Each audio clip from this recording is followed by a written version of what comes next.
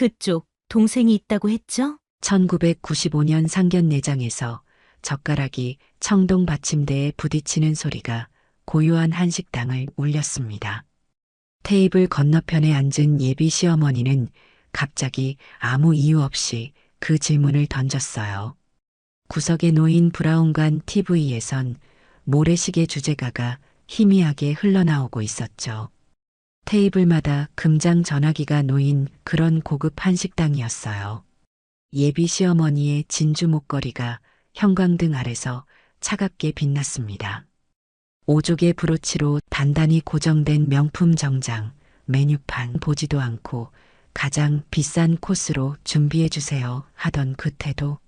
내 앞에 앉은 사람은 단순한 시어머니가 아니라 100억 자산가라는 걸 온몸으로 드러내고 있었습니다. 네, 남동생이 있습니다. 내 목소리는 담담했지만 손끝은 떨리고 있었어요. 32살 간호조무사인 제가 이런 자리에 앉아 있는 것 자체가 기적 같았으니까요. 그 시절엔 의사와 간호사 사이 결혼이 드라마 같은 일이었어요. 병원 동료들은 로또 당첨됐네 했지만 저는 항상 두려웠죠. 그 동생이 몸이 불편하다고 들었는데요. 시어머니의 질문은 질문이 아니었어요. 이미 다 알고 있으면서 굳이 제 입으로 말하게 하는 확인이었죠. 옆에 앉은 예비 신랑은 자꾸 손목시계만 만지작거렸어요. 시아버지 될 분은 창밖만 바라봤고요. 네, 하반신을 못 씁니다. 숨을 고르며 말했어요. 내 동생이 불구라는 말을 이 자리에서 해야 한다는 것 자체가 가슴을 후벼 팠지만 지금은 참아야 할 때였어요. 그렇군요. 예비 시어머니는 물잔을 들었다 놓으며 짧게 말했어요. 그리고 긴 침묵. 테이블 위로 정적이 내려앉았습니다. 시계 초침 소리만 천천히 흐르던 그때. 내가요, 이 결혼 허락한 이유는 딱 하나예요. 시어머니의 목소리가 차갑게 식당을 가로질렀습니다. 간호조무사? 고아 출신? 그것쯤이야. 우리 집 재력 수준에서 다 눈 감아줄 수 있어요. 미소 짓는 척하며 말했지만 그 눈빛은 웃고 있지 않았어요. 그런데 말이에요. 수저를 탁 놓았습니다. 장애인 동생까지 떠안으라고요? 우리 아들이 뭐 자선사업가인가요? 순간 식당 공기가 얼어붙었어요. 예비 신랑의 얼굴이 사색이 되었고 시아버지는 고개를 더 돌렸습니다. 우리 아들은 100억대 자산가 집 외아들이에요. 정치인 딸, 대기업 회장 딸.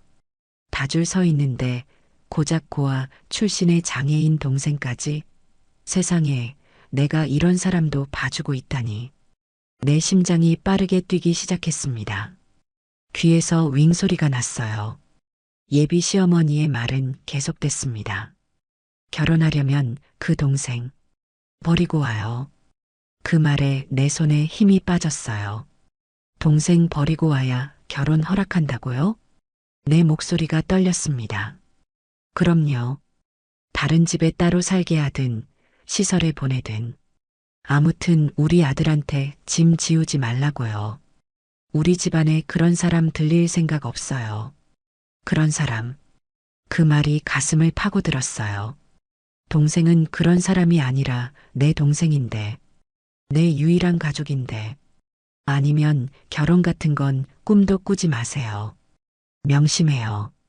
버리고 와야 결혼이에요. 그 순간 갑자기 아버지 얼굴이 떠올랐어요. 월급날마다 삼겹살 구워주시던 아버지.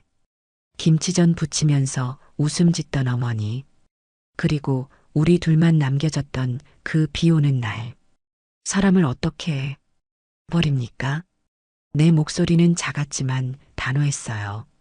예비 신랑이 작게 한숨을 내쉬었습니다. 그 순간 나는 알았어요. 이 결혼이 이제 끝났다는 것을. 이 사람과의 미래도 새 가족에 대한 꿈도 모두 끝났다는 것을. 그때였어요. 식당 입구 쪽에서 조용히 문이 열리는 소리가 들렸습니다. 시선을 돌렸을 때 시어머니의 얼굴에서 핏기가 싹 가시는 게 보였어요. 입술이 파르르 떨리고 눈동자가 흔들렸습니다. 수저를 쥔 손이 덜덜 떨렸어요. 문득 식당이 완전히 조용해졌습니다. 정장을 차려입은 사람이 우리 테이블을 향해 천천히 다가오고 있었어요. 다리를 덮은 담요, 매끈하게 다려진 셔츠와 넥타이의 매듭까지 완벽했습니다. 그 사람의 눈빛은 어떤 수치심도 위축됨도 없이 맑고 담담했어요. 그 사람은 내 동생이었습니다. 오지 않기로 했던 그 아이가 왔어요. 시어머니의 얼굴이 종이처럼 하얗게 변했습니다. 그리고 입술이 파르르 떨리며 한마디를 내뱉었어요. 당신은 설마. 그 순간 나는 문득 생각했습니다. 우리 인생은 언제부터 이렇게 꼬이기 시작했을까? 그리고 떠올렸어요. 모든 것이 시작된 그 비 오는 날을. 시어머니의 얼굴이 창백해지는 그 순간 내 마음은 14년 전으로 돌아갔습니다. 1981년 1월, 그날 겨울비가 내렸어요. 우리 가족은 평범했습니다.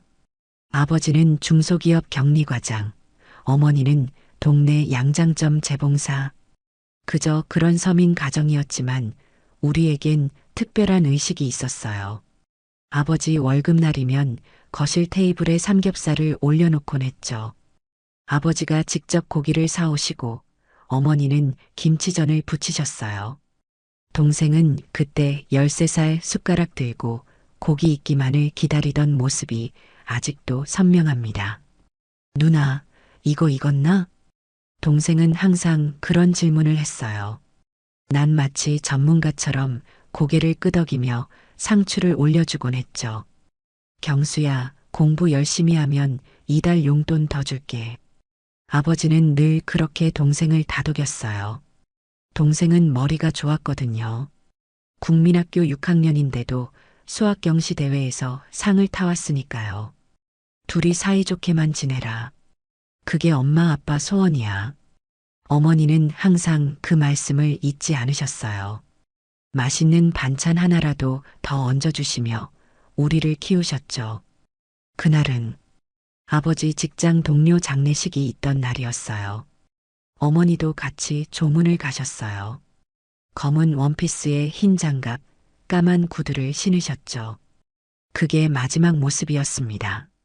저녁엔 일찍 들어올게. 김치전하고 삼겹살 먹자. 아버지가 어머니와 조문 가시며 저에게 한마지막 말이었습니다. 빗소리가 창문을 두드리던 오후 5시. 집에 있던 전화가 요란하게 울렸어요. 흑백 TV에선 레이건 대통령 취임식 뉴스가 나오고 있었죠. 저 김영배 씨 댁인가요? 낯선 남자 목소리였어요. 교통사고가 났습니다. 빨리 서울 대병원으로 와주세요. 그 말만 듣고도 손발이 얼어붙었어요. 그 순간부터 모든 것이 변했습니다. 비가 쏟아지는 거리를 뛰어 택시를 잡았어요. 동생의 손은 얼음장같이 차가웠고 내 가슴은 터질 듯이 뛰었습니다. 병원에 도착했을 때는 이미 늦었어요. 두 분 다 현장에서 돌아가셨습니다. 빗길에 미끄러져 중앙선을 넘어 정면 충돌이 있었어요. 의사의 말이 들리지 않았어요. 그저 귀에서 윙소리만 들렸죠. 동생은 그 자리에 주저앉아 울음소리도 내지 못했어요. 누나, 엄마, 아빠, 어떻게? 동생의 작은 목소리가 가슴을 후벼 팠습니다. 장례를 마치고 집으로 돌아온 날, 집안은 너무도 조용했어요. 아버지의 슬리퍼, 어머니의 앞치마, 모든 것이 그대로였지만 주인은 없었습니다. 식탁 위에는 어머니가 부치다 만 김치전 반죽이 말라붙어 있었고 냉장고에는 꽝꽝 얼는 삼겹살이 그대로 있었어요. 고등학생과 국민학생. 아직 학생이었던 우리는 그렇게 단 하루 만에 고아가 되었어요. 경수야, 울지 마. 누나가 있잖아. 동생을 안아주며 말했지만 사실 제 마음도 산산조각이 났어요. 장례를 치르고 나서 친척들은 모두 각자의 삶으로 돌아갔어요. 고모는 우리도 먹고 살기 바빠라며 냉장고에 김치 몇 통 넣어주는 것으로 책임을 다했죠. 삼촌은 아예 얼굴도 보이지 않았고요. 그 시절엔 복지란 게 없었어요. 동사무소에서 받은 쌀 한 자루, 이웃에서 얻어온 김치가 전부였죠. 라디오에선 사람이 꽃보다 아름다워가 흘러나왔어요. 누나, 우리 이제 어떡해요? 동생의 질문에 답할 수 없었어요. 하지만 한 가지는 확실했죠. 경수야, 넌 꼭 공부해야 해. 아빠가 그러셨잖아. 내가 똑똑하다고. 그럼 누나는요? 난 일할 거야. 대학은 다음에 가면 돼. 의대를 목표로 공부를 하던 고등학교 2학년의 나는 그렇게 대학을 포기했어요. 대신 아버지 회사에서 준 위로금으로 간호조무사 학원에 등록했죠. 사람의 생명을 살리는 일은 똑같다고 스스로 위로를 했어요. 학원을 다니며 동네 분식집에서 아르바이트도 했고요. 매일 밤 동생 이불을 덮어주며 다짐했습니다. 이 아이만큼은 지켜야 한다. 그게 내 유일한 목표였어요. 부모님이 남겨주신 단 하나의 보물, 내 동생을 지키는 것. 1983년 20살에 간호조무사 자격증을 땄고 동네 병원에 취직했습니다. 동생은 중학교에 들어갔고 여전히 공부를 잘했어요. 은행 적금 통장에 돈을 모으기 시작했습니다. 경수 대학 등록금이라고 써서 머리맡에 두었죠. 가끔 동생이 물었어요. 누나, 너무 힘들지? 내가 아르바이트 할까? 아니, 넌 공부에만 집중해. 아빠가 그러셨잖아. 경수는 꼭 대학 가야 한다고. 그렇게 우리는 서로에게 의지하며 살았어요. 비록 부모님은 안 계셨지만 우리 남매는 단단히 손을 잡고 앞으로 나아갔습니다. 그리고 1988년 동생은 서울의 명문대 컴퓨터공학과에 입학했어요. 입학식 날, 난 아버지 흉내를 내며 삼겹살을 구워줬죠. 어설펐지만 동생은 아빠가 구운 것 같다며 웃었어요. 그날만큼은 행복했습니다. 이제 모든 것이 잘 될 거라고 믿었으니까요. 그런데 또 다른 비 오는 날이 우리를 기다리고 있었어요. 88 올림픽이 끝난 직후 서울은 여전히 축제 분위기였습니다. 10월의 어느 날 병원에서 일하던 중 다급한 전화를 받았어요. 김경애 씨 맞으세요? 동생분이 교통사고로 응급실에 입원하셨습니다. 그 순간 세상이 다시 한번 무너져 내렸습니다. 응급실로 뛰어들어갔을 때 동생은 이미 수술실로 향하고 있었어요. 의사는 나를 붙잡고 말했습니다. 무단횡단하는 아이를 구하려다 사고가 났다고 합니다. 척추 손상이 심해요. 최선을 다하겠지만 그 의사의 눈빛에서 난 이미 알았어요. 우리 앞에 또 다른 시련이 기다리고 있다는 것을. 경수야, 괜찮아. 괜찮을 거야. 수술실 앞 차가운 의자에 몸을 묻고 계속 그 말만 중얼거렸어요. 형광등이 깜빡이는 병원 복도는 마치 시간이 멈춘 것처럼 고요했습니다. 심장이 터질 듯 뛰었지만 손끝은 얼음장처럼 차가웠어요. 7시간의 수술 끝에 의사가 나왔습니다. 하얀 수술복에 땀이 배어 있었어요. 최선을 다했습니다만 머리가 하얘졌어요. 다리에 힘이 풀렸고 벽에 기대야 했습니다. 척수 손상이 심해 앞으로 하반신 마비가 될 거예요. 걸을 수 없다는 건가요? 떨리는 목소리로 물었습니다. 네, 영구적인 장애가 예상됩니다. 휠체어를 준비하셔야. 그 순간 25살의 제 인생이 또 한 번 완전히 바뀌었어요. 중환자실에서 일반 병실로 옮겨진 후였어요. 동생은 창백한 얼굴로 누워 있었지만 눈은 맑았습니다. 누나, 미안해. 첫마디가 그거였어요. 목소리가 떨렸지만 동생은 울지 않았습니다. 무슨 소리야? 내가 왜 미안해? 사고라는 건 그냥 일어나는 거야. 제 목소리가 갈라졌어요. 그때 동생이 말했습니다. 국민학생이었어. 갑자기 도로로 뛰어들어서 못 본 척할 수 없었어. 동생의 손을 잡았습니다. 따뜻했어요. 다리는 못 쓰게 됐지만 이 손은 여전히 따뜻했습니다. 다행이야. 넌 살았으니까. 동생은 작게 웃었어요. 그 미소가 가슴을 찢었습니다. 누나, 내가 짐이 될까봐. 그게 제일 무서워. 바보 같은 소리 마. 우린 가족이잖아. 엄마 아빠 없는 우리. 서로밖에 없잖아. 병원에서의 2달은 지옥 같았어요. 재활치료, 약물치료.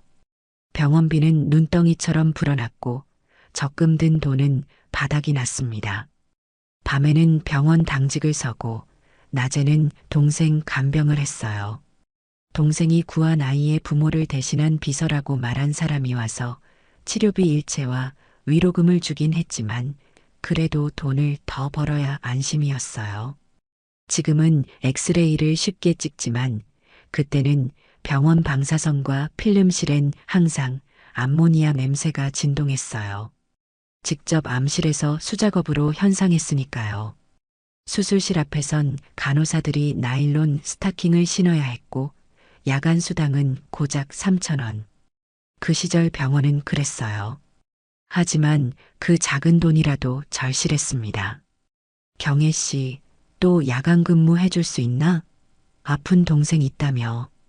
밤근무 수당 더 필요하지? 수간호사의 말에 늘 고개를 끄덕였습니다. 선택권이 없었으니까요. 사고 후 동생은 수개월간의 병원 생활과 재활치료를 거쳐야 했어요. 서울 올림픽의 열기가 가시고 1989년 새학기가 시작될 무렵 동생은 휠체어를 타고 조심스럽게 대학 캠퍼스로 복귀했습니다.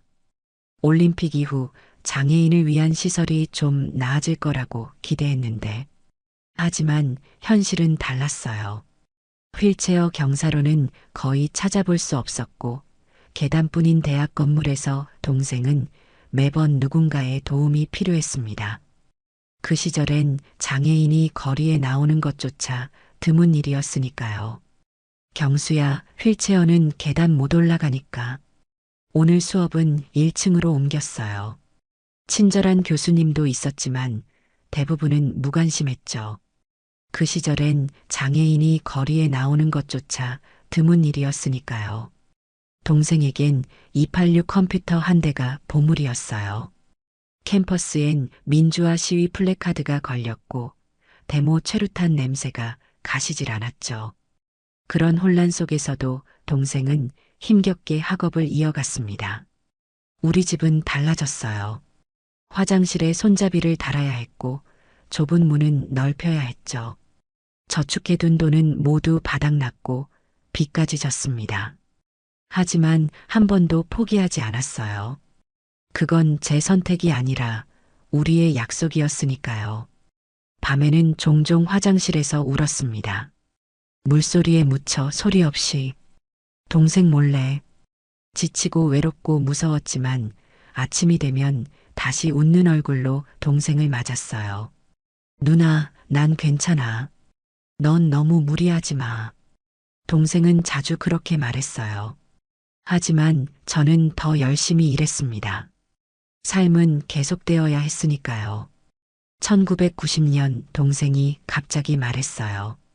누나, 이거 봐. 내가 만든 프로그램이야. 그날 처음 본 컴퓨터 화면 속 작은 게임은 조잡했지만 동생의 눈은 별처럼 빛났습니다.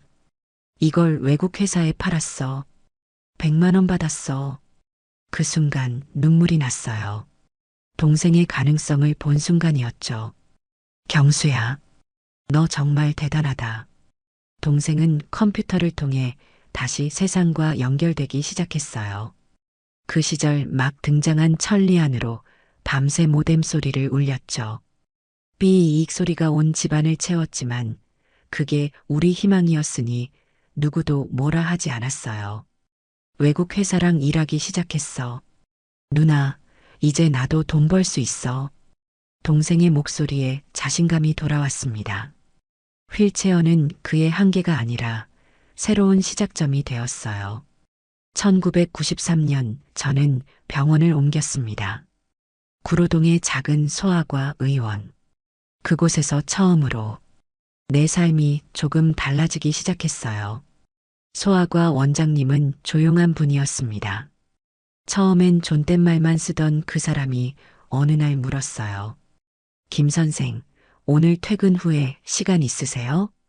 간호조무사를 선생님이라 부르는 의사는 처음이었어요.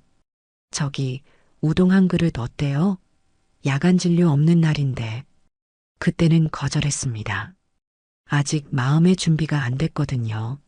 아니, 어쩌면 그런 행복이 내게 허락된다는 생각을 한 번도 해본 적이 없었는지도 몰라요. 동생에게 이야기했더니 웃으며 말했어요. 누나 가봐. 나 이제 혼자 잘 지낼 수 있어. 그제야 깨달았습니다. 동생도 잘하고 있었고 저도 살아야 했어요. 올해로 30을 바라보는 제게도 경혜라는 이름의 삶이 있었습니다. 누나도 간호사도 아닌 그냥 김경혜로서의 삶. 병원 유니폼은 하루에 3번씩 갈아입어야 했어요. 환자들 체액이 튀면 바로 갈아입어야 했으니까요. 당직실에선 침대 없이 의자 2개 붙여서 자고 야간 수당 받아 약값을 마련했죠. 하지만 그 고단한 일상 속에서도 조금씩 웃음을 찾아가고 있었습니다. 어느 날 소아과에 응급 환자가 왔어요. 고열로 경기를 하는 5살 여자아이. 모두 혼란스러울 때 제가 아이의 손을 잡고 체온을 재며 달래주었죠. 우리 공주님, 열 좀 재볼게요. 이거 여기 넣으면 예쁜 요정이 나와서 도와준대. 떨던 아이가 조금씩 진정되었어요. 그 모습을 지켜보던 원장님이 말했습니다. 김 선생님은 아이들을 정말 좋아하시네요. 네. 제 동생도 어릴 때 아프면 제가 늘 이렇게 달래줬거든요. 그날 퇴근길 원장님이 라일락 한 송이를 건네주었어요. 오늘 정말 멋졌어요. 작은 꽃 한 송이였지만 제 가슴은 뛰었습니다. 처음으로 누군가에게 김경희라는 사람으로 인정받은 것 같았거든요. 동생은 그 해에 졸업을 했어요. 휠체어를 탄 채로 학위를 받는 모습이 정말 자랑스러웠습니다. 졸업식 날 동생이 말했어요. 누나, 이제 내 차례야. 내가 누나를 행복하게 해줄게. 그 말을 들으며 처음으로 생각했어요. 어쩌면 나도 행복해도 되는 걸까? 나도 사랑받아도 되는 걸까? 간호조무사가 아닌 경혜로 살아도 될까? 그리고 소아과 원장님이 작은 케이크를 들고 병원 앞에 서 있던 그날 드디어 용기를 냈습니다. 우동, 같이 먹을까요? 하지만 그 행복을 온전히 받아들이기까지는 더 많은 시간이 필요했어요. 그 이유는 단 하나, 내 삶의 전부였던 동생 때문이었죠. 누나가 행복하면 나도 행복해. 동생은 항상 그렇게 말했지만 내 마음은 두려웠습니다. 이 사랑이, 이 행복이 동생을 떠나는 것처럼 느껴졌으니까요. 경혜 씨, 우리 정식으로 만나볼까요? 을지로 입구 뉴욕제과에서 그 말을 들었어요. 유리창 너머로 명동거리가 보였고 서태지와 아이들 콘서트 포스터가 바람에 흔들리고 있었죠. 1993년 가을이었습니다. 소아과 원장님의 손이 테이블 위에서 조금 떨렸어요. 자신감 넘치는 의사의 모습과는 달랐죠. 그 모습이 왠지 친근하게 느껴졌습니다. 그는 미소 지었습니다. 천천히 생각해봐요. 저는 기다릴 수 있으니까. 손에 쥔 카스테라 빵이 부서졌어요. 가슴이 두근거렸습니다. 누구를 위한 삶도 아닌 제 자신을 위한 감정이 피어나는 것이 낯설었어요. 집에 돌아와 동생에게 말했습니다. 경수야, 나 어떡하지? 동생은 컴퓨터 앞에 앉아 하던 일을 멈추고 휠체어를 돌렸어요. 결혼하면 돼. 좋은 사람 같은데. 하지만 너는? 동생은 웃었어요. 25살. 이제는 완전히 어른이 된 모습이었습니다. 누나, 나 이제 스스로 돈 벌고 있잖아. 걱정 마. 컴퓨터 화면에는 동생이 작성 중인 프로그램이 보였어요. 해외 회사와 계약한 일이었죠. 기술이 필요한 시대, 동생은 휠체어에도 불구하고 자신의 길을 찾아가고 있었습니다. 나 때문에 인생 망치지 마. 결혼해. 나는 내 삶 살 수 있어. 그 말에 가슴이 아팠어요. 동생은 자신이 결코 짐이 아니었는데 그런 말까지 해야 했다니. 그날 밤 오래된 앨범을 펼쳤어요. 아버지와 어머니가 웃고 있는 사진, 동생이 처음 걸음마를 떼던 순간, 우리 가족이 함께했던 마지막 여름휴가. 그 모든 기억이 선명했습니다. 엄마, 아빠, 저 행복해도 될까요? 사진 속 부모님은 대답이 없었지만 그 미소 속에서 대답을 찾은 것 같았어요. 그 후로 원장님과 조금씩 가까워졌습니다. 그의 이름은 정현우. 소아과 전문이었죠. 아이들을 진심으로 사랑하는 마음이 그대로 느껴지는 사람이었어요. 아이들 열째는 모습 봤을 때부터 알았어요. 당신이란 사람을 함께하고 싶다고. 산책하며 들었던 그 고백이 아직도 생생합니다. 해질녘 여의도 공원, 노란 은행잎이 바람에 흩날리던 그 순간을. 아이들은 순수해요. 그런데 경혜 씨도 그래요. 그 모든 힘든 일 겪었는데도 여전히 맑은 눈빛. 창피했지만 행복했어요. 제가 그런 사람으로 보였다니. 현우 선생님은 몇 번이고 우리 집에 찾아왔어요. 동생과도 친구가 되었죠. 가끔은 세 사람이 함께 치킨을 시켜 먹기도 했고 TV에서 프로야구를 보며 응원하기도 했습니다. 경수 씨, 이 의료 소프트웨어 한번 봐주세요. 제가 병원에 도입하려고 하는데 동생은 그런 대화를 좋아했어요. 누군가 자신을 필요로 하는 느낌, 장애인이 아닌 전문가로 대해주는 그 태도가 좋았나 봐요. 어느 날 현우 선생님의 책상에서 특별한 사진을 발견했어요. 아프리카 어린이들과 함께 찍은 사진이었죠. 국경 없는 의사회 활동했어요. 3개월간 수단에서 그의 눈빛이 달라졌어요. 가슴 깊은 곳에서 우러나오는 열정 같은 게 보였습니다. 언젠가 다시 가고 싶어요. 경혜 씨와 함께 가능할까요? 그 질문이 가슴을 울렸어요. 저와 함께 꾸는 꿈이 있다는 것. 그게 얼마나 특별한 일인지 몰라요.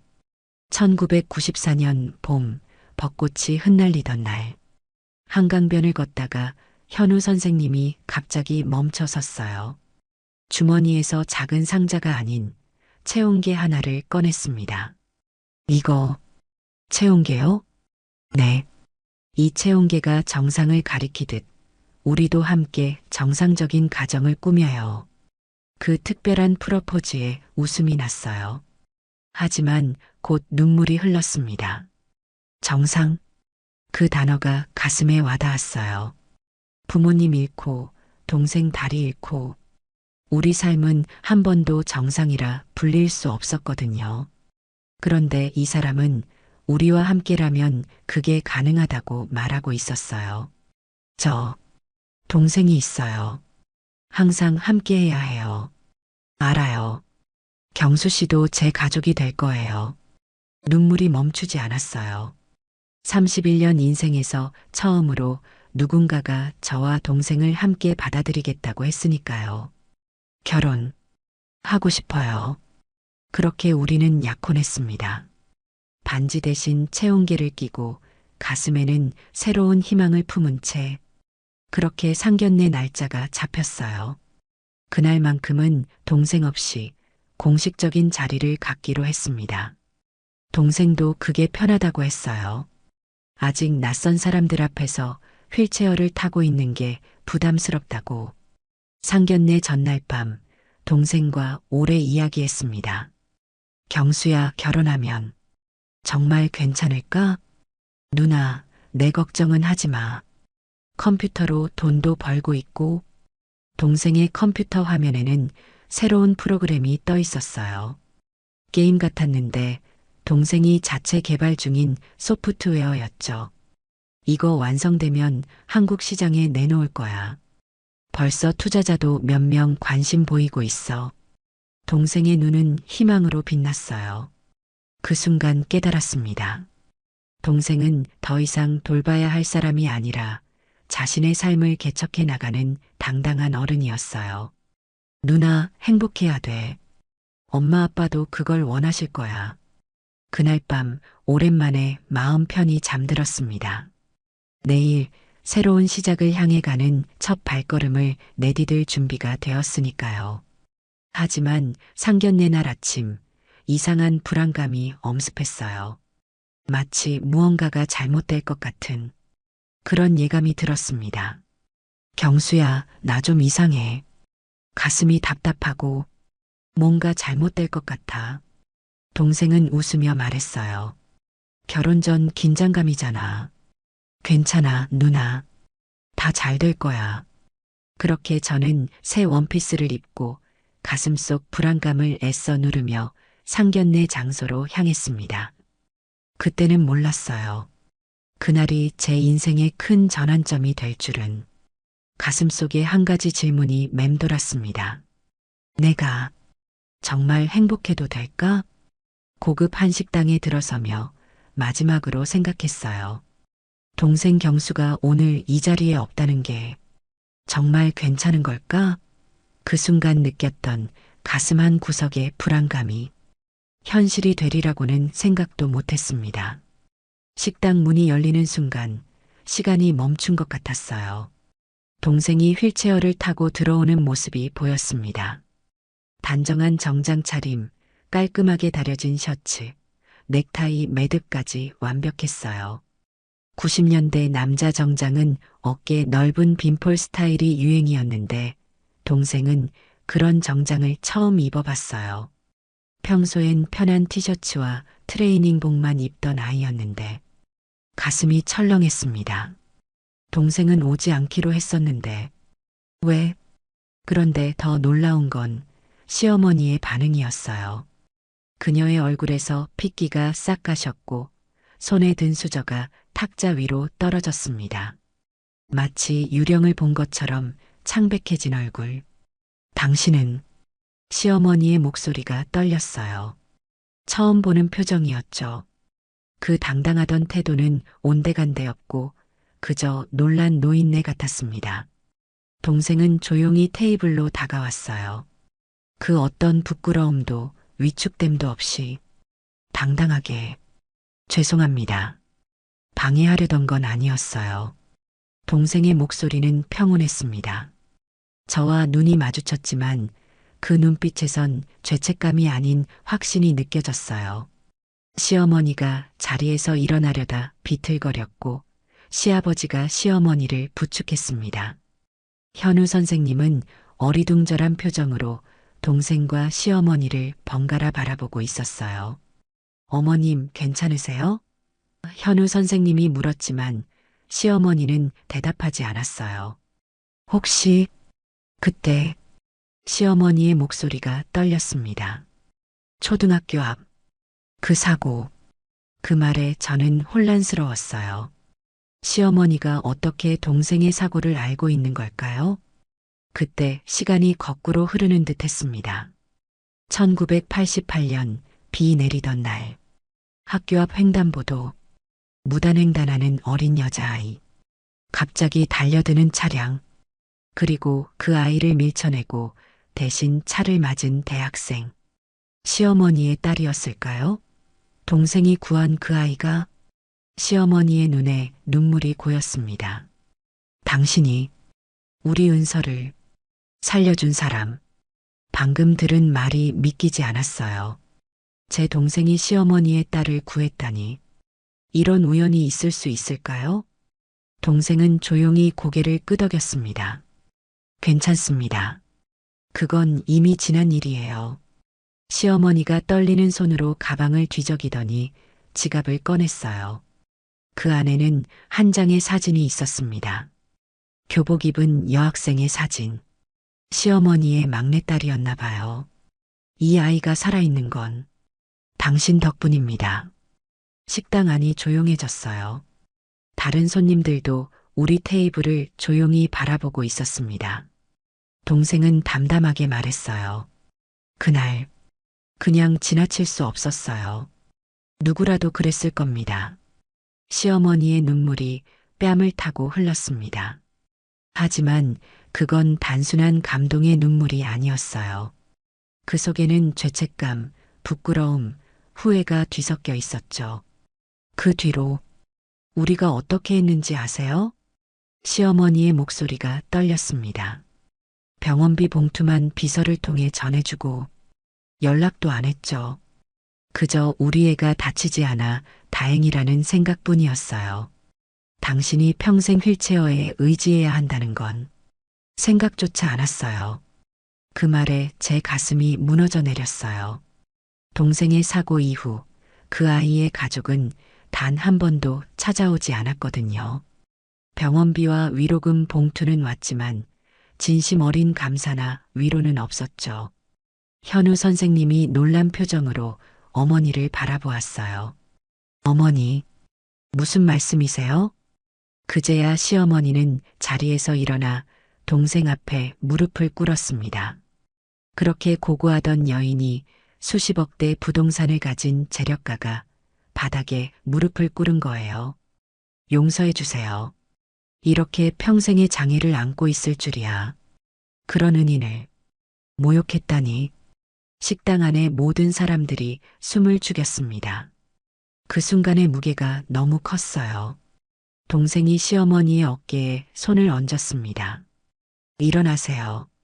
그런 거 아니에요. 동생의 목소리는 여전히 평온했습니다. 저는 제가 알아서 잘 살아왔고 앞으로도 누나를 민폐로 만들 일 없습니다. 시어머니가 고개를 들었어요.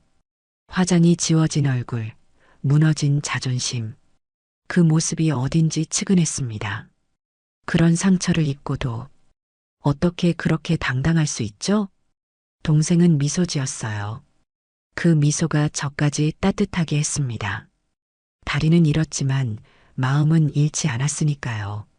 현우 선생님이 일어나 동생에게 다가갔습니다. 그의 눈에도 눈물이 맺혀 있었어요. 정말 감사합니다. 은서는 제 여동생이에요. 그 아이가 살아있는 건 덕분입니다. 그제야 모든 게 연결되었어요.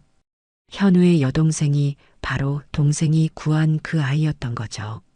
세상이 이렇게 좁을 수가.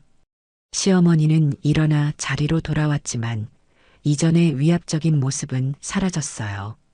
그저 부끄러움과 후회로 가득 찬 한 어머니의 모습만 남았죠. 저는 정말 몰랐어요. 그 사람이 당신일 줄은. 제 마음속에서 복잡한 감정이 일었습니다. 화가 났어요. 동생을 그런 사람이라 부르고 버리라고 했던 그 말들이 얼마나 잔인했는지. 하지만 동시에 시어머니도 한 어머니라는 것을 이해했어요. 자신의 딸을 구해준 은인을 이렇게 대했다는 부끄러움이 얼마나 클지. 시아버지가 조용히 말했습니다. 우리 집에 들어와 주시겠어요? 정식으로. 사과드리고 싶습니다. 동생은 고개를 저었어요. 그럴 필요 없습니다. 저는 그저 누나가 행복했으면 좋겠어요. 그 말에 제 눈에서 눈물이 흘렀습니다. 동생은 언제나 자신보다 저를 먼저 생각했어요. 어릴 적부터 지금까지 항상. 시어머니가 떨리는 목소리로 물었습니다. 그럼 결혼은? 현우 선생님이 제 손을 꼭 잡았어요. 그의 눈빛엔 흔들림이 없었습니다. 물론 진행됩니다. 제 선택은 변함없어요. 오히려 더 확고해졌습니다. 그 말에 제 가슴이 뜨거워졌어요. 이 사람은 진심이었구나. 모든 걸 알고도 변함없이 저를 선택한다는 것. 그 사실이 너무 감사했습니다. 동생이 조용히 휠체어를 돌려나가려 했어요. 저는 급히 일어나 동생의 손을 잡았습니다. 경수야, 그날 내가 사고를 당한 건 동생이 고개를 저었어요. 누나, 인생에 우연은 없어. 그날 내가 그 자리에 있었던 건 어쩌면 이 순간을 위해서였는지도 몰라. 그 말에 가슴이 저려왔어요. 동생은 계속해서 자신의 고통과 장애를 의미 있는 것으로 만들려 했습니다. 그게 얼마나 대단한 일인지 식당을 나서며 동생이 시어머니에게 말했어요. 더 이상 죄책감 갖지 마세요. 사과도 필요 없어요. 그저 누나를 행복하게 해주세요. 그것만으로 충분합니다. 시어머니의 눈에서 다시 눈물이 흘렀습니다.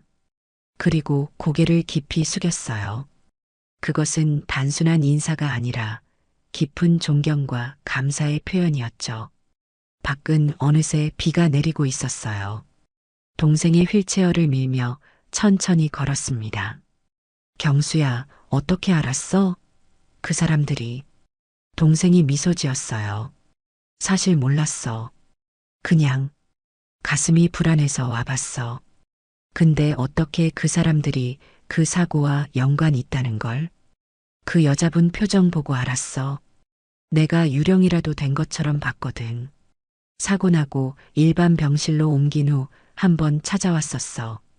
내가 통증 때문에 진통제 먹고 정신없어서 대화할 수가 없으니까 고맙다고 하고 금방 갔어. 나머지는 알다시피 비서를 통해 진행됐지. 누난 못 봤을 거야. 우산을 함께 쓰며 걸었습니다. 옛날엔 제가 동생을 이끌었지만 이제는 서로를 의지하는 동반자가 된 것 같았어요. 누나, 그 사람은 좋은 사람 같아. 응, 그래. 행복해야 돼. 언제나 저보다 한 뼘 더 성숙했던 내 동생. 짧은 인생이었지만 깊이 있게 살아온 사람. 그런 동생이 있어 저는 항상 감사했습니다. 집으로 돌아와 비에 젖은 옷을 갈아입으며 생각했어요. 오늘의 사건이 우리 인생을 어떻게 바꿀지. 아직은 알 수 없었지만 한 가지는 확실했습니다. 우리는 더 이상 불쌍한 고아들이 아니었어요. 우리는 각자의 방식으로 존엄하게 살아가는 사람들이었습니다. 그날 밤 현우에게서 전화가 왔어요. 경혜 씨, 괜찮아요? 네. 아직 놀라서 그런지 실감이 안 나요. 저도요. 세상에 이런 일이. 은서가 살아있는 건 경수 씨 덕분이었어요. 잠시 침묵이 흘렀고 그가 조심스럽게 물었습니다. 우리 계속 진행해도 될까요? 결혼. 그 질문에 머뭇거리지 않았어요. 네, 하고 싶어요. 현우의 안도하는 숨소리가 들렸습니다. 정말 다행이에요. 어머니도 많이 바뀌셨어요. 계속 울면서 어떻게 그런 말을 했지 하고 자책하세요. 그럴 필요 없다고 전해주세요. 동생도 그랬으니까요. 전화를 끊고 동생 방을 들여다보니 컴퓨터 앞에 앉아 있었어요. 새벽까지 일하는 모습이 보였습니다. 경수야, 너무 무리하지 마. 동생이 고개를 돌렸어요. 그 눈빛에는 무언가 다른 결심이 서려 있었습니다. 누나, 나 창업할 거야. 내 회사 세울 거야. 뭐라고? 이 게임. 반응이 좋아. 투자자도 생겼고, 이제 내 사업을 시작할 때야. 그 말에 가슴이 벅차올랐어요. 제 동생이 창업을 한다니. 휠체어를 타고도, 아니, 어쩌면 그 휠체어 덕분에 더 강해진 것인지도 모르겠어요. 누나 걱정 말고 결혼해. 내가 이제 누나 도울 수 있어. 그날 밤 창밖으로 비가 내리는 소리를 들으며 생각했습니다. 비는 때로 우리 삶에 상처를 주지만 그 비가 지나간 자리에 새로운 꽃이 피어나는 것처럼 우리 삶도 그렇게 진행되는 게 아닐까? 다음 날 현우의 어머니가 직접 우리 집을 찾아왔어요. 손에는 작은 보자기가 들려 있었습니다. 이건 우리 집안 대대로 전해오는 비취 비녀예요. 며느리에게만 주는 거예요. 떨리는 손으로 그것을 건네는 시어머니의 눈에는 진심이 담겨 있었습니다. 제가 어떻게 그런 말을 할 수 있었는지 정말 부끄럽습니다. 부잣집 사모님의 교만함은 온데간데 없고 그저 한 어머니의 진심 어린 사과만 남았어요. 괜찮습니다. 이미 지나간 일이에요. 당신 동생분, 정말 대단한 분이에요. 그런 상처를 입고도 원망하지 않다니. 시어머니의 눈에 눈물이 맺혔어요. 그날 이후 그녀는 완전히 다른 사람이 되었습니다. 100억대 자산가의 교만함 대신 인간적인 따뜻함이 느껴졌어요. 그렇게 우리의 결혼 준비는 다시 시작되었습니다.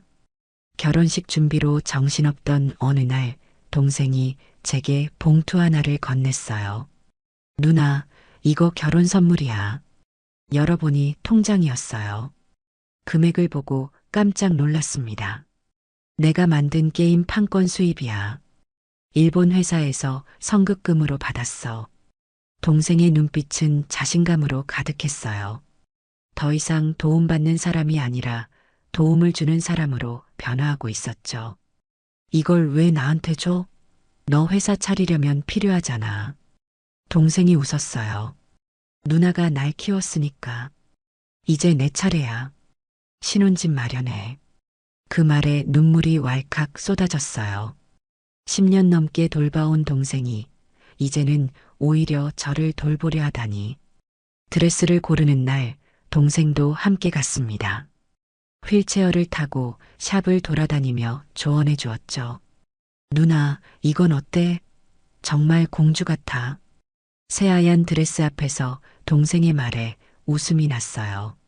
나 30 넘었는데 무슨 공주야. 누나는 영원한 공주야. 우리 엄마가 그러셨어. 그 말에 다시 눈물이 났습니다. 부모님이 안 계신 그 세월 동안 한 번도 잊은 적 없지만 이런 순간엔 더욱 그리워졌어요. 결혼식 하루 전날 시어머니가 다시 찾아왔습니다. 이번엔 작은 상자를 들고서요. 이건 은서가 보내는 거예요. 상자 안에는 자그마한 팔찌가 들어 있었어요. 그리고 손편지. 제 생명의 은인의 누나님께 라고 시작하는 편지였습니다. 은서가 지금 일본에서 유학 중이라 직접 못 왔어요. 하지만 경수 씨 이야기를 듣고는 너무 울더라고요. 결혼식 날 동생이 손을 내밀었어요. 작은 상자를 들고 있었습니다. 이거 엄마 물건이야. 옷장 깊숙이 보관해 두었던 거. 열어보니 어머니의 오래된 반지였어요. 결혼 반지. 어머니가 평생 간직하셨던. 어디서 찾았어? 이걸 엄마 유품 상자에 있었어. 결혼할 때 꼭 해주려고 보관했었나 봐. 눈물이 쏟아졌어요. 메이크업이 다 번질 텐데. 그래도 멈출 수가 없었습니다. 누나, 이제 경혜 씨로 살아. 누나가 아닌 한 사람으로. 그 말이 가슴에 와닿았어요. 저는 너무 오래 누나로만 살았거든요. 부모님 대신 보호자로, 간병인으로. 그냥 경혜라는 이름의 여자로 살 기회가 없었던 것 같아요. 결혼식장은 가을 햇살로 환했습니다. 신랑 현우는 제단 앞에 서서 긴장한 듯 손을 비비고 있었어요. 하객들은 많지 않았지만 모두 진심으로 축하해주는 사람들이었죠. 제가 입장할 차례가 되었습니다. 보통은 아버지가 팔짱을 끼고 신부를 인도하는 법이지만 제게는 그럴 아버지가 없었죠. 대신 내가 모셔다 드릴게요. 동생이 휠체어에 앉아 손을 내밀었어요. 제 손을 잡고 휠체어 옆에서 천천히 걸을 수 있도록. 음악이 울려 퍼지고 저는 동생과 함께 천천히 걸어갔습니다. 사람들의 시선이 느껴졌지만 부끄럽지 않았어요. 오히려 자랑스러웠습니다. 저희가 여기까지 오는데 얼마나 많은 일들이 있었는지. 그 모든 것을 이겨낸 우리였으니까요. 재단 앞에 섰을 때 동생이 제 손을 현우에게 건넸습니다. 우리 누나, 잘 부탁드립니다. 현우는 깊이 고개를 숙였어요. 제 목숨을 걸고 지키겠습니다. 간호 모자를 이제는 벗고 부케 대신 어머니의 반지를 손에 쥐고 저는 생애 가장 행복한 순간을 맞이했습니다. 저와 현우 그리고 양가 가족이 모두 함께하는 이 순간. 시어머니는 앞줄에 앉아 손수건으로 눈물을 훔치고 있었어요. 이제는 적대자가 아닌 또 다른 어머니 같은 존재로 느껴졌습니다. 신랑 신부 맹세의 키스를 나누겠습니다. 그 순간 저는 눈을 감았어요. 지나온 세월들이 주마등처럼 스쳐 지나갔습니다. 부모님의 사고, 동생의 사고, 간호조무사 시험, 밤근무, 울었던 밤들. 그리고 지금 이 행복한 순간까지. 결혼 후 남편은 병원 일과 함께 국경 없는 의사회 활동도 시작했어요. 저도 간호조무사 경력을 살려 함께 참여했습니다. 처음에는 짧은 의료봉사로 시작했지만 점점 더 깊이 관여하게 되었죠. 동생은 자신의 회사를 설립했습니다. 하이퍼링크 소프트라는 이름의 작은 게임 회사였어요. 휠체어를 타고 사무실을 오가는 CEO는 처음에 많은 사람들의 의구심을 샀지만 동생의 실력은 그런 편견을 깨고도 남았습니다. 1996년 봄, 제 뱃속에 새 생명이 자라기 시작했어요. 정말 우리 부모가 되는 거야? 병원에서 초음파 사진을 처음 보던 날, 우리 둘 다 울었어요. 작은 콩알 같은 그 생명이 너무나 소중했으니까요. 동생에게 소식을 전했을 때 그 애도 크게 기뻐했어요. 누나, 내가 삼촌 되는 거야? 우와, 정말 좋다. 출산 예정일이 다가올수록 가끔씩 불안한 생각이 들었어요. 내가 좋은 엄마가 될 수 있을까? 부모님처럼 따뜻하게 키울 수 있을까? 그런 고민을 현우에게 털어놓자 그는 말했습니다. 당신은 이미 훌륭한 누나였어. 동생을 키우면서 그 모든 어려움을 이겨냈잖아. 엄마로서도 분명 잘할 거야. 그 말에 안심이 되었어요. 맞아요. 저는 이미 양육을 경험했으니까. 다만 이번엔 부모님의 도움 없이 제 아이를 키우는 거죠. 1996년 10월 아들이 태어났습니다. 작은 주먹을 꼭 쥐고 세상에 나온 그 아이. 품에 안는 순간 이런 생각이 들었어요. 아, 내가 진짜 살아있구나. 현우는 아들을 품에 안고 눈물을 흘렸습니다. 우리 아들, 건강하게 자라렴. 좋은 사람이 되렴. 그 옆에서 동생도 조카를 바라보며 활짝 웃었어요. 1996년 아들 낳던 날 병원 TV에선 한국 OECD 가입 뉴스가 나오고 있었어요. 이제 선진국 된다 하던 그 시절, 우리 가족도 새 시작을 한 겁니다. 아들 이름은 정우라고 지었어요. 바른 길을 가는 아이가 되길 바라는 마음으로. 아기를 안고 창밖을 바라보던 어느 날 문득 생각했습니다. 엄마, 아빠, 지금 보고 계신가요? 저 이제 행복해요. 잘 살고 있어요. 그리고 가슴 깊은 곳에서 대답이 들리는 것 같았어요. 그래, 우리 딸. 참 잘했어. 시간은 빠르게 흘러갔습니다. 아이가 자라고 우리의 삶도 점점 안정을 찾아갔어요. 하지만 그 안정 속에서도 새로운 도전은 계속되었습니다. 그리고 그 중심에는 항상 동생 경수가 있었죠. IMF 외환위기가 덮친 1997년 많은 기업들이 문을 닫을 때 동생은 오히려 작은 게임 회사를 창업했어요. 처음엔 걱정했지만 동생의 눈빛은 확신으로 가득했습니다. 누나, 괜찮아. 내가 휠체어 타고도 이만큼 왔는데 이 정도 위기쯤이야. 그 말처럼 동생의 하이퍼링크 소프트는 역경 속에서도 꾸준히 성장했어요. 휠체어를 탄 CEO라 무시당하던 시절도 있었지만 결국 2000년대 중반에는 코스닥에 상장한 중견기업으로 우뚝 섰습니다. 동생의 성공이 커질수록 제게 나누는 사랑도 커져갔어요.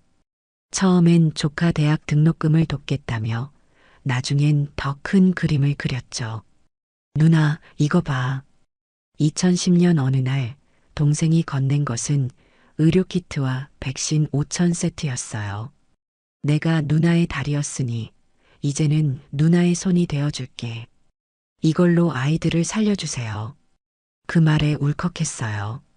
제가 평생 동생을 키우고 돌봤다고 생각했는데 어느새 동생이 저를 돕고 지지해주는 사람이 되어 있었으니까요. 남편 현우와 저는 국경 없는 의사회 활동을 시작했거든요. 처음엔 짧은 봉사로 시작했지만 점점 더 오랜 기간 해외에 머물게 되었죠.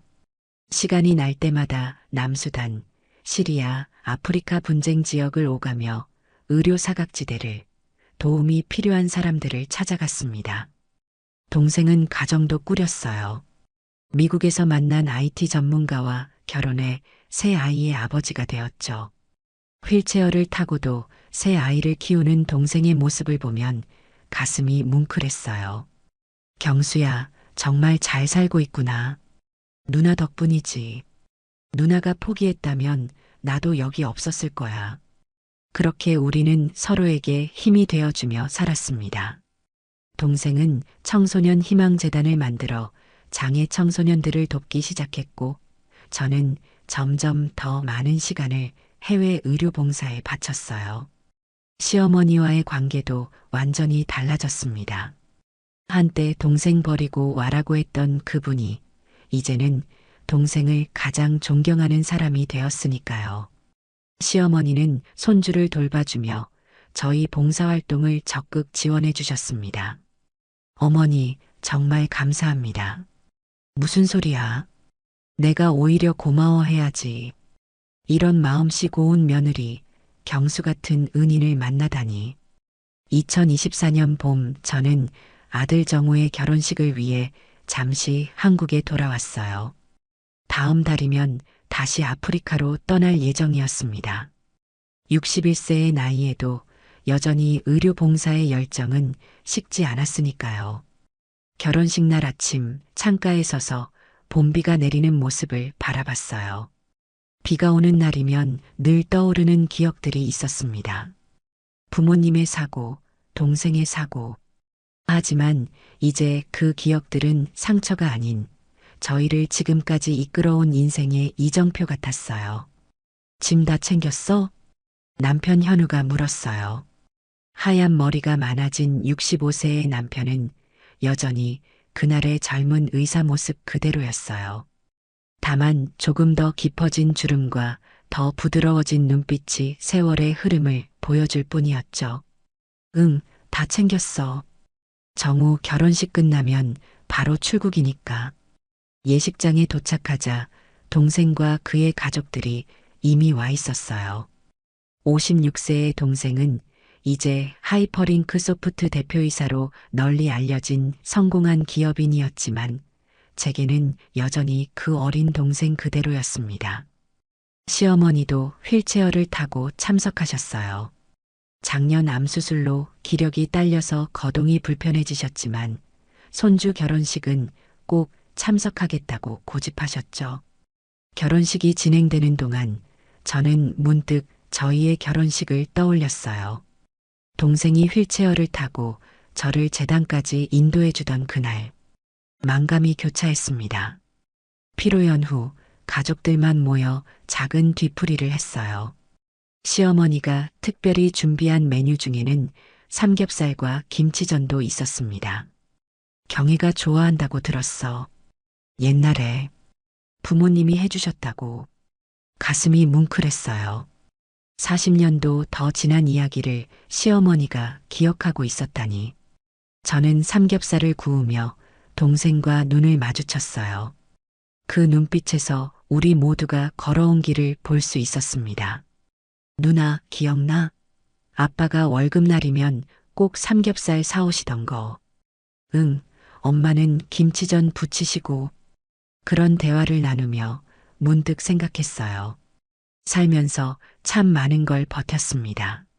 부모님 상실, 동생 사고, 결혼 좌절. 하지만 지금 돌아보니 그 모든 어려움이 우리를 더 단단하게 만들었고 더 넓은 사랑을 베풀 수 있게 해주었습니다. 집으로 돌아와 마지막 짐을 정리하며 창밖을 바라봤어요. 비가 그치고 햇살이 비치기 시작했습니다. 그래도 우리는 살아냈습니다. 이렇게 또 하나의 시간을 견디는 게 아니라 맞이했습니다. 오늘 이야기가 마음에 드셨다면 좋아요와 구독, 알람 설정 잊지 마세요. 또 이야기를 보시고 마음에 남은 장면이 있으셨다면 댓글로 나눠주세요. 선생님의 한마디가 또 다른 분께 깊은 울림이 될 수 있습니다. 늘 감사합니다. 건강이 최고입니다. 하루 한번 운동 잊지 마셔요.